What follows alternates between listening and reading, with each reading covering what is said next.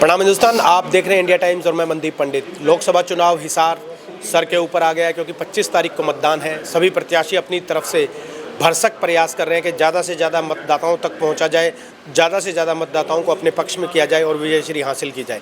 इसी कड़ी में हमारे साथ हिसार जिला के भारतीय जनता पार्टी के उपाध्यक्ष संजीव सिंह रेवड़ी है। उनसे बातचीत करेंगे कि उनके प्रत्याशी का चुनाव कैसा चल रहा है और हिसार लोकसभा में कैसा माहौल है।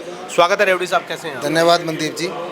तो क्या माहौल लग रहा है आपको पूरी हिसार लोकसभा में? देखिए, बहुत ही बढ़िया माहौल है। मोदी जी के पक्ष में एक तरफ लहर है, उनका कोई विकल्प नहीं है। कोई विकल्प नहीं? हाँ जी, कोई विकल्प लेकिन नहीं है। मुख्य विपक्षी पार्टी कांग्रेस कह रही है कि मजदूरों का अहित कर दिया, किसान बहुत अच्छे खासे नाराज हैं, सारी चीज़ें सब मतलब वर्ग बहुत खिलाफ है, पर धरने प्रदर्शन हो रहे हैं, महंगाई बढ़ गई, भ्रष्टाचार बढ़ गया, बेरोजगारी बढ़ गई, सब तरीके से हर तरीके से आरोप लगा रहे हैं कि भारतीय जनता पार्टी ने 10 साल के शासनकाल में देश में भी और प्रदेश में भी सत्यानाश कर दिया। क्या देखिए, जब चुनाव आता है तो दूसरी पार्टियां आरोप लगाती हैं। 10 साल से मोदी जी सत्ता में हैं, किसानों के लिए उन्होंने क्या नहीं किया ये बताएं। आप एक भी चीज़ बताएं जो उन्होंने किसानों के लिए क्या ना किया, की बता हो। दीजिए। सबसे पहले तो मैं बात करूंगा, उन्होंने किसानों के सम्मान में किसान निधि शुरू की। वो तो कहते हैं जी ऊँट के मुंह में जीरे के समान है। देखिए, इतना बड़ा देश, इतने हमारे किसान भाई, सबको देश की इकोनॉमी के हिसाब से ही पैसा बांटना होता है। एमएसपी सबसे ज़्यादा मोदी सरकार ने दिया। और हरियाणा की मैं बात करूं तो 14 फसलों पे एमएसपी देने वाला हरियाणा पूरे देश का प्रथम राज्य है। अच्छा, तो बताइए किसानों के साथ कहाँ न्याय हुआ? तो इतना विरोध क्यों कर रहे हैं किसान पे? देखिए, किसान, कुछ विपक्षी पार्टियों के लोग हैं जो किसान के नाम पे विरोध कर रहे हैं। जो किसान है वो किसी भी तरह विरोध में नहीं है, वो मोदी जी की नीतियों से खुश है। आप ये देखो, सोलर पंप दिए जा रहे हैं, बहुत ज़्यादा बड़े अनुदान के ऊपर दिए जा रहे हैं, बहुत ही नॉमिनल पैसा किसान का लग रहा है।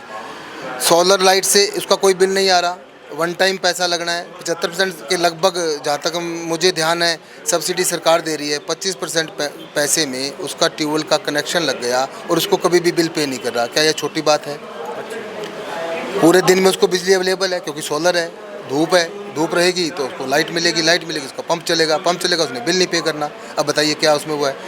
ट्रैक्टर दिए तो अनुदान पे दिए, गोड़ी की मशीनें दी तो अनुदान पे दी।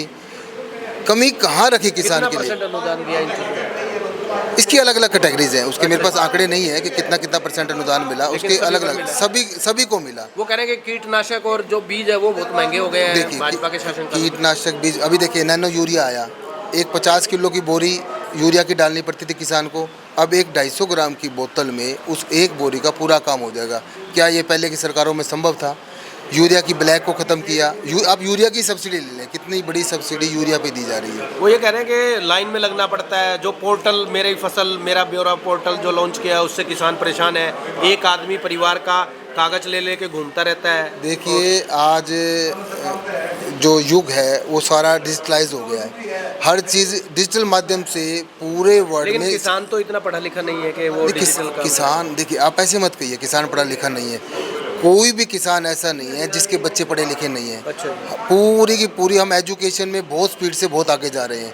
आज हर व्यक्ति के पास स्मार्टफोन है, स्मार्टफोन में हमारे पास पूरी दुनिया का हर पूरा डाटा अवेलेबल है। तो बताइए कमी कहाँ रहेगी? और अगर ये लगता कि किसान पोर्टल पे नहीं जा सकते तो इतने सारे रजिस्ट्रेशन कैसे होते? अच्छा। अब सरसों की खरीद हुई, सारी पोर्टल पे हुई, टोटल पैसा उनके अकाउंट में जा रहा है। दलित और पिछड़े बहुत नाराज हो रहे हैं कि हमारा हक छीन लिया गया है। कांग्रेस कह रही है कि दलितों का और पिछड़ों का और एसटी वर्ग का बहुत कम कर दिया, आरक्षण खत्म कर देंगे। ये देखिए, अगर ओबीसी का अगर हक छीन लिया होता तो हरियाणा के मुख्यमंत्री जो हमारे ओबीसी समाज से आते हैं, तो उसके बारे में आप क्या कहेंगे?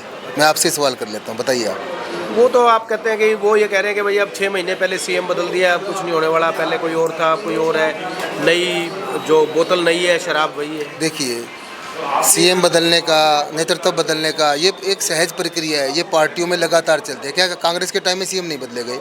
इलेक्शन से 2 दिन पहले नहीं बदले गए? ये तो सहज प्रक्रिया है, नेतृत्व बदलना। आदरणीय मनोहर लाल जी ने अपना नेतृत्व युवा नेतृत्व के हाथ में दे दिया, तो इसमें बुराई क्या है? इसमें दिक्कत क्या है? चलिए मुझे आप ये बताइए, आप हिसार विधानसभा से संबंध रखते हैं, हिसार विधानसभा से आपका प्रत्याशी कितनी लीड करें?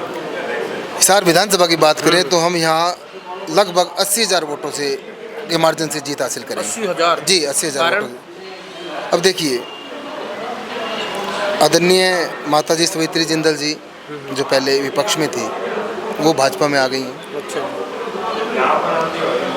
डॉक्टर कमल गुप्ता जी भाजपा में हैं, और प्रमुख जो समाज के जितने बड़े नेता हैं, सैनी समाज से हैं और बड़े समाजों के नेता हैं, सभी तो भाजपा में हैं। तो फिर आपने दूसरी डॉक्टर- पार्टी वोट कहाँ से लेगी? आपने डॉक्टर कमल गुप्ता का नाम लिया। डॉक्टर कमल गुप्ता से तो बहुत लोग नाराज हैं हिसार विधानसभा में, बहुत ज़्यादा लोग नाराजगी हमने खुद देखी है। देखिए, व्यक्तिगत कोई हो सकता है कि कोई व्यक्ति किसी के साथ विचार ना मिले, नाराजगी व्यक्तिगत हो सकती है, पर पार्टी की तरफ से कोई नाराजगी नहीं। पार्टी की तरफ से। तो ओवरऑल हिसार लोकसभा का क्या परिणाम देखते हैं? कितने वोटों से कौन सा प्रत्याशी मैंने जीतेगा? बताया आपको, हम 80,000 की लीड चोइस साहब तो को हिसार हिसार विधानसभा विधानसभा से देके भेजेंगे। पूरे लोकसभा नो के पूरे नो? लोकसभा में हम लगभग 5 लाख वोटों से ऐतिहासिक जीत दर्ज करने जा रहे हैं। 5 लाख वोटों जी से? 5 लाख वोटों किसी से। भी व्यक्ति ने नहीं बताया, ये तो आप कोई इतना- बात नहीं, इतना बड़ा मार्जिन कैसे किसी बताया? ने नहीं बताया। मैं लोकसभा प्रबंधन का सह प्रमुख के नाते काम देख रहा हूँ अच्छा। चुनाव कार्यालय का, तो मुझे पता है बात क्या है, हकीकत क्या आपको है। जी पक्का है 4? जी बिल्कुल। फिर आपको जब परिणाम आएंगे 4 जून को आपसे मिलेंगे। हाँ बिल्कुल, स्वागत है आपका, मैं भी हाजिर अगर रहूँगा। अगर ये 5 लाख का मार्जिन नहीं आया तो फिर क्या पेनल्टी लगाएं हम आपको? मैं कहता हूँ मार्जिन आएगा, अगर 5 से ज़्यादा आएगा तो आप बताएं आप क्या करेंगे। जो आप कहोगे हम वो कर तो देंगे। हम भी वही करेंगे जो आप कहेंगे। धन्यवाद हमसे बात करने के लिए। शुक्रिया। आपने बहुत ही निडरता से और बेबाकी से हमारे प्रश्नों का जवाब दिया। चुनाव के लिए आपको शुभकामनाएं। धन्यवाद।